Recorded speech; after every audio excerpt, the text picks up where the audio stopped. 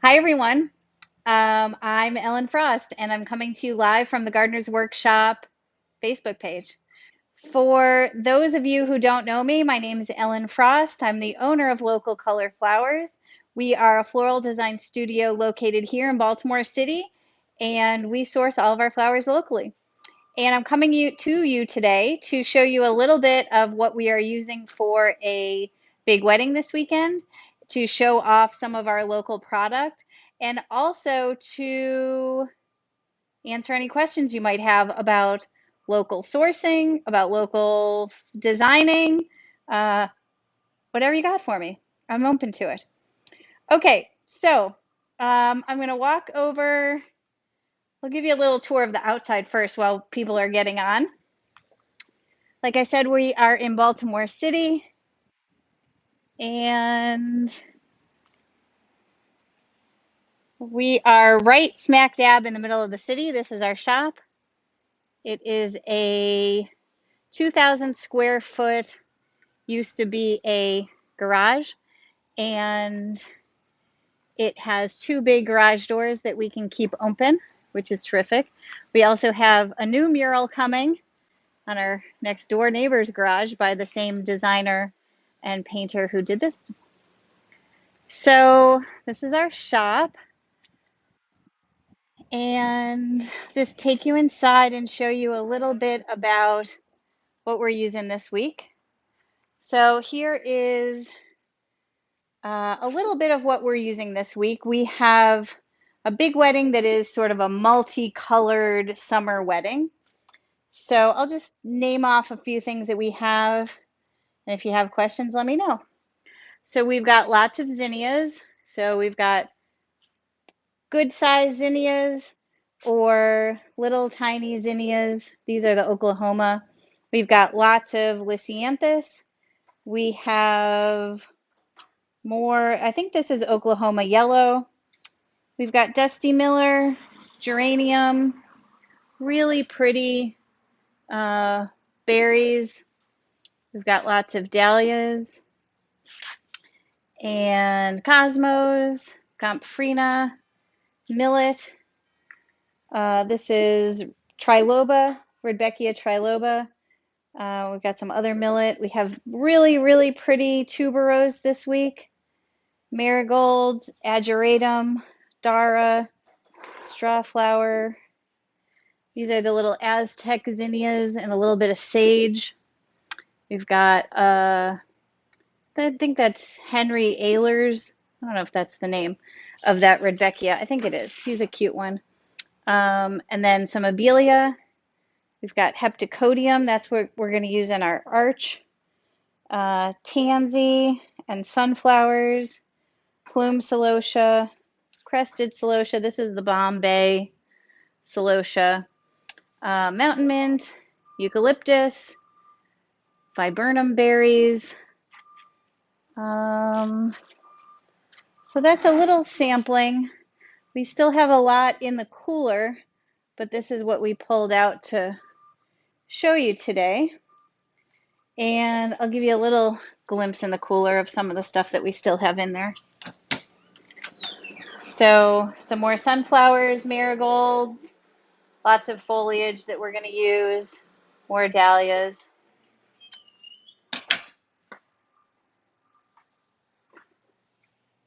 So we are preparing for a big wedding on Sunday.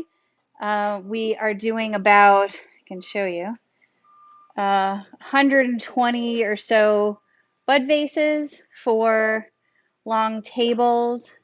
We are also doing personal flowers, a ceremony arch, entry piece, I don't know, some other stuff, other personal things. And the wedding is right here in Baltimore City. So the ceremony is outside, the reception is inside, and we're really excited. It's a great time of year for local flowers. And yeah, all of these flowers are sourced. Actually, these are all from Maryland. They come from, well, the ones I showed you today come from about 5 different farms, I think. And we'll get some more stuff on Saturday from one of our other growers who sells at the Saturday farmers market close by here. So, yeah, we're really lucky to have so many great local farmers close by. And right now, we are getting deliveries just about every day. We get deliveries Monday to Thursday, sometimes on Friday and sometimes on Saturday, not Sundays usually, but almost every day. And those deliveries are the flowers that we use for our weekly orders, our subscriptions, um, then weddings and events, and then our Saturday retail. We're open right now on Saturdays for retail work. So all these flowers go for all of those designs. Um, so does anybody have any questions about local sourcing or designing with local flowers? Designing with local flowers for a wedding is a lot different than designing with maybe conventionally sourced flowers because we are never really sure. It's hard to make recipes for things because we're not sure until about a week before what flowers we're getting. But for us, that's really exciting because it means that we get to design and be creative each week um, with what we have from the farmers. So we really enjoy that process. And I know for some people that might not be, it might be a little bit hard to get used to because it is a little more um, designing in real time or coming up with designs in real time. But it keeps us creative, it keeps us interested, and yeah, we really enjoy it. A question: do you locally source roses? Yes, we only have one rose grower right now, and she delivers on Tuesday and Saturday. So she harvests a couple times a week. And right now we're getting, she had a lot of cicada damage over the last like 6 weeks or so. So the roses are just starting to come back. And we get maybe right now 2 or 3 dozen each delivery. And that will pick up as we go into the fall and those plants um, get a little bit stronger after the cicada damage. So we don't use roses as sort of a design element in everything we do. We really use them as specialty items or maybe for like a bridal bouquet only. We really, because we don't have that many of them, we really keep them for special occasions. Um, but yes, we do have one. We have one local rose grower. We're hoping for more. There are a couple others throughout the state of Maryland, um, but they are a little further away than we normally source from. Any recommendations for greenery or filler for centerpieces that you like to use for hotter summer temperatures? Well, it is definitely a hotter summer temperature right now. It is like supposed to be in the mid 90s for the wedding on Sunday. And so it depends on what, for centerpieces, they're in water, so that helps them out a little bit. So in the summertime, we use a lot of scented geranium. We use Dusty Miller, eucalyptus. We do use lemon basil and purple basil. What else do we use? Mountain mint, abelia, plectranthus we use a lot. Nine bark, smoke bush. Uh, those are the ones that I'd say that we use most. Um, yeah, tricky. It's tricky in hot weather. You just have to. More the issue is um, having greens that stay nice looking out of water, like for a bridal bouquet. So actually, because we anticipated it being very hot this week for the wedding, the bride actually opted for two bridal bouquets. So she's going to use one for photos because they're going to be out in the sun getting pictures taken, and then one for when she walks down the aisle. So that is one way. I mean, it's not cheap. You have to buy two bouquets, but in the big scheme of things, it actually makes sense because you want your flowers to be looking really nice when you walk down the aisle.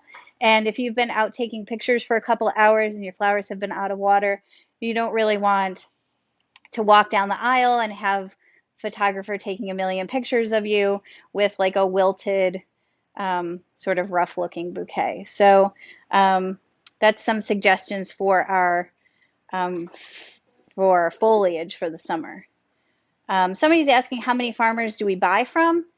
Over the course of the year, we source from about 30 different farms. Um, but, in the summer, it's probably 10 to 12. Uh, our growers are really great. They specialize, most of them, in selling to florists. So they have quite a bit available, and we can usually get what we need from about 10 to 12 growers. But depending on the season, we buy from different growers in the winter, we buy from different growers in the early spring, depending on what kind of farm they have, what kind of flowers they're offering. That just depends. Somebody say, where did you find those cute little blue vases? That is a good question. I don't really know. That's terrible.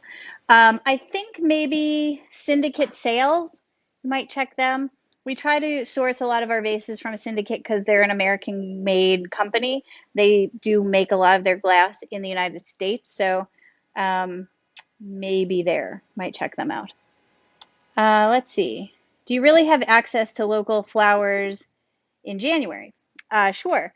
So in the winter, we may have to source a little further than normal, further than we're used to sourcing.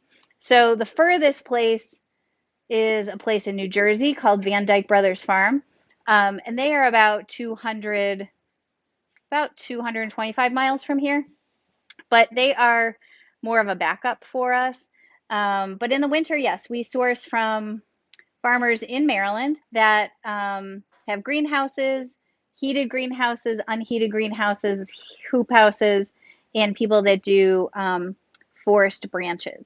And the winter is a little more piecemeal. We do have to usually buy from more growers to get the same amount of stuff, but we definitely do have winter growers that we buy from. Somebody's asking about roses. Are they hybrid tea roses or spray roses? They're not spray roses and they're not hybrid tea roses. They are, I'm asking Monica because she's here with me. Um, they're garden roses.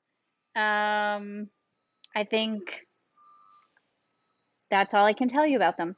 If you if you look at Floor by Eight, they are our rose grower, Lauren. She's on Instagram. It's FLOR and then the letter X and then EIGHT. Floor by Eight. She's our grower and she will tell you everything you want to know about roses. She actually loves talking to people on Instagram about roses, so definitely check her out. All right, let's see. What are your key focal flowers for brides and events? Well, if it's August, which it is right now, you can see that we are using for focal flowers dahlias for sure. Lisianthus. This Lisianthus is really beautiful this week, so we're using lots of Lisianthus. We may use sunflowers depending on what type of wedding it is. Same with zinnias, depends on the type of wedding. But for the most part, I would say that our focal flowers this time of year are dahlias and Lisianthus. Let's see what other questions we've got. How can a farmer help a florist learn that local flowers are available and we can supply enough volume and variety? Um, well, that's a great question. If you are a farmer selling to a florist, for sure it is part of your role, I think, to be educating the florist about what's available locally, how to use local flowers, um, and even, and this is a little sort of community over competition, refer them to other farmers in your area that may have more things that you don't grow or, access to things that you might not have. Um, Florists getting educated about local sourcing is really going to have to be driven either by their customers or by their own desire to learn. Um, I guess probably all of you know, or if you don't know, I'm here to tell you that through Lisa's website, I offer a class called Growing Your business with local flower sourcing. And this is a way for us to basically give florists a primer on how to source locally. So everything they need to know, I think, about sourcing flowers locally. And if you are a farmer and you have a florist that you want to buy more flowers or they're interested in buying more local flowers, I would definitely suggest they check out that class. It is, I mean, I'm biased, but I think it's a really good class full of really great information. And the private Facebook group that the students are a part of is also really, I think, a great resource for people. So you can check it out on the Gardener's Workshop website. It's called Growing Your Business with Local Flower Sourcing. And it will, registration will be in November and it will launch again in January. Okay, somebody asked, does your class teach hydrating conditioning process from farm to vase or bouquet? Nope, it sure doesn't. This is a class mostly for florists, and if you are a farmer selling to a florist, you should really be searching out like on the ASCFG post-harvest care. The ASCFG has a great post-harvest care book, but you should definitely check out the ASCFG and their post-harvest care book. That to me is, I think, one of the best resources for how to harvest and keep your flowers in great condition until they get to the florist. I'm getting ready to open my own floral shop, and any suggestions on design and what you definitely need? Wow, congratulations. Um, it really depends on the type of shop that you have. I mean, for sure, I think you need a cooler and a coffee maker. I don't know what else. Um, our shop, I can just show you where the flowers are right now is where the van pulls in. We actually pull the van inside and load in from here so that we can have the air conditioning on, or we can load in when it's raining. So that's definitely been helpful to us. Um, yeah, I don't know what else. Good work tables, work tables that are at a good height, I think are really important. Anything that makes your working time easier on your body. This is not like super easy work to stand in one place for 8 or 10 hours. So anything that can help with that is great. All right. Any other questions, friends? All right. Well, we are going to go and keep working on our weddings, and I hope you'll see us again.